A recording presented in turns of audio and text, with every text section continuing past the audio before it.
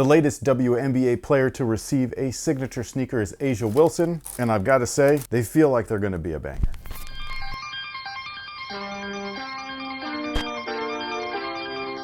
Hey, what's going on, guys? My name's Chris. Welcome back to the official WearTesters.com YouTube channel. Today we got a detailed look and breakdown at the Nike A1, and according to the Nike app, this particular colorway is called the Indigo Girl. I did miss the pink pair, could not get them. They were just too hard to get. I can't get anymore on sneakers, man. I try. But there are two other colorways coming very soon. Like I said, one of them is this one, the Indigo Girl, and then there's another one which we actually featured on our Instagram page. That one's being called the OG Pearl. Both those and these release on May 15th, same exact day. I think they might be at different retailers though, if you're looking to go that route. So if you just happen to be in the Sacramento or Elk Grove area and you're interested in the all white pair, they are gonna be available at the Dick's Sporting Goods over at Delta Shores. This is not a plug, it's just a fact. That's where I saw them. They let me film real quick and I was appreciative, so there's your plug, even though that wasn't required. Just me being nice. And then this pair right here is going to be available over at Phenom, and it will be available at both of their locations. One is located over in the Doco Shopping Center, and the other one is in Elk Grove. So just kind of depends on where you're looking, which colorway you want, but either way, there's going to be two other options. They will be in store, so if you are taking L after L online, like myself, in store is going to be the way to go. Now, this is the box right here. I do think that this is a cool box. Mine is a little bit messed up, but that's not a big deal. But I do like signature products, getting signature details, including the packaging. I think that it's part of it, and with a shoe that retails for as little as this one, and I say that because I know that not everybody can afford all the same things, but in the relative grand scheme of things, when we're talking about signature sneakers here, this is a fairly affordably priced pair. I mean, 110, not bad. Look at this outsole right here, bro. This looks like it's going to grip everything. I love it. It's in almost a radial fashion. It's very reminiscent, believe it or not, of a shoe that I got right back here. That's actually my colorway too.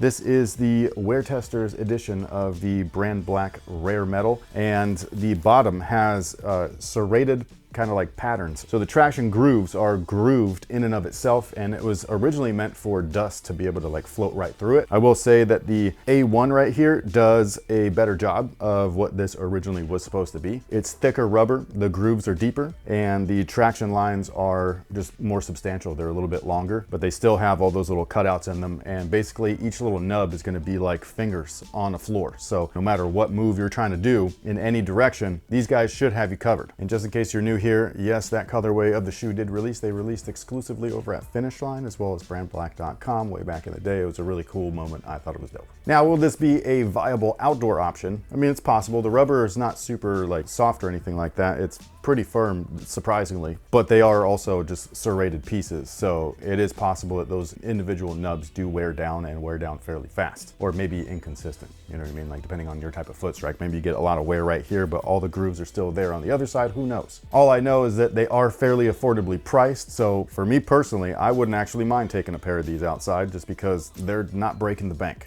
Now the cushion is probably its standout feature outside of the traction, and I do think that those are both good moves because with any shoe at any price, if the foundation isn't right, it's gonna f up everything that comes after it. So with great traction comes great responsibility. I know, that's weird. That was sorry. That was great, thank you. You're welcome. That was a weird nerd thing. I just couldn't help it.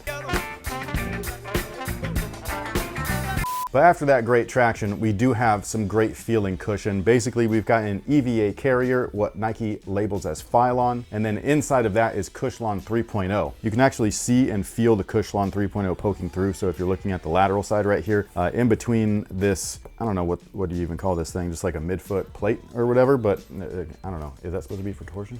A little bit? Man, these are stiff as f. What the hell's in there? These don't even have anything in them. Like there's no stuffing or anything. I can't twist them for But anyways, this little sparkly blue part right in the center, that's actually the Cushlon. You can press that in there. You can feel how soft it is, how comfortable it is. It feels awesome. And it's also poking through the outsole, which you can see in the swoosh. But I believe it's full-length Cushlon 3.0, and when I try them on, like, they just feel really comfortable. You know what I mean? Like, underfoot cushion feels awesome. They feel slightly soft or mushy. So that's something where if you're gonna compare this to, say, the Sabrina 2s, even though those also use Cushlon along with Zoom Air. Why did I say it like it was a question? Like it's Zoom Air. I know. I didn't think you said it like a question. It sounded like you were I razzle-dazzle. I don't know, I felt like I was surprised. Wow, there's Zoom Air in there, but no, sorry.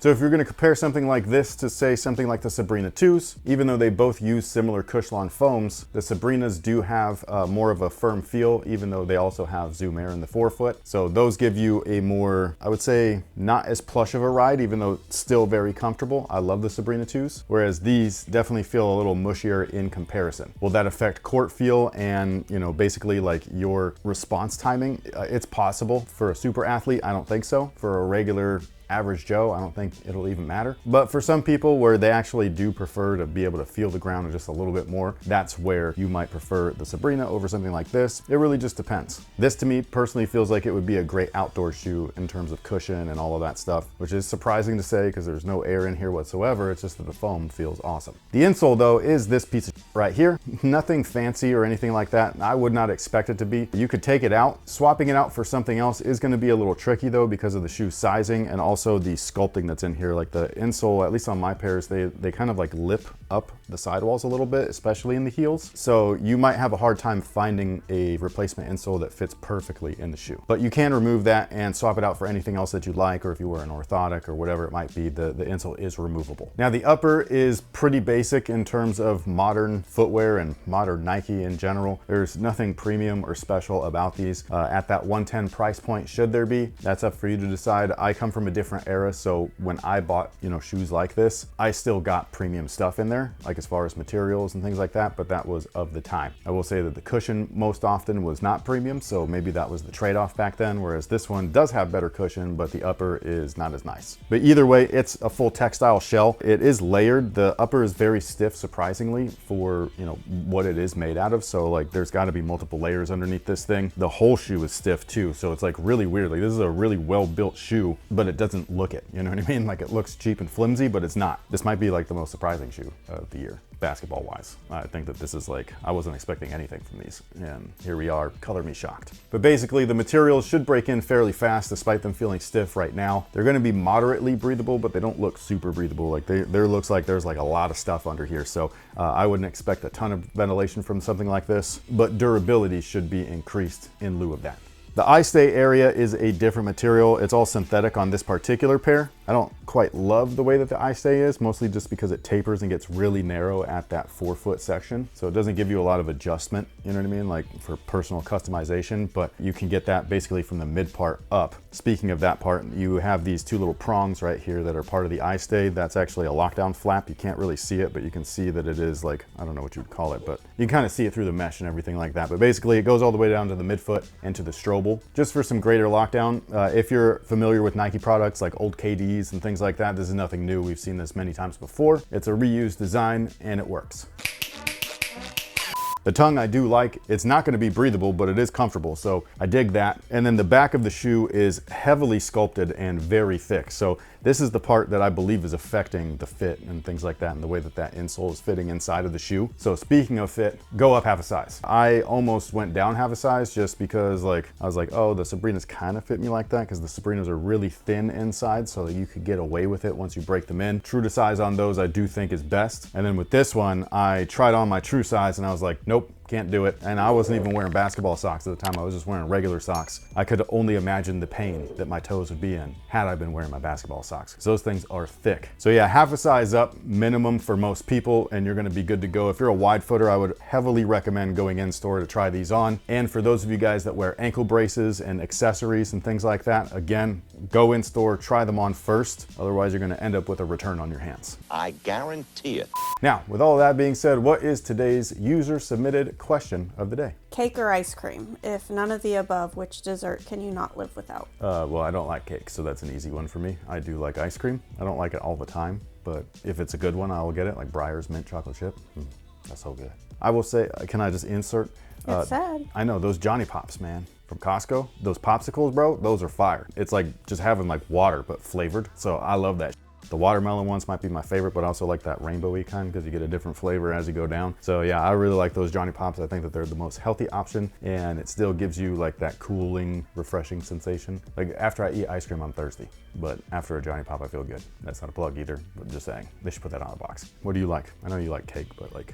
I do like cake, Do but... you prefer that over ice cream though? No, but I want ice cream where I can have like a little mug of it and go sit down and watch like A a show. show or a movie. That's what I So you want to prefer do. it at home, Yes. not like going out to get ice cream. No. Okay. Unless I can like have that instead of eating dinner, which I will She always tries to try. pull that so many times. She's like, you want to get ice cream for dinner? I'm like, no. Who the f eats ice cream for dinner, man?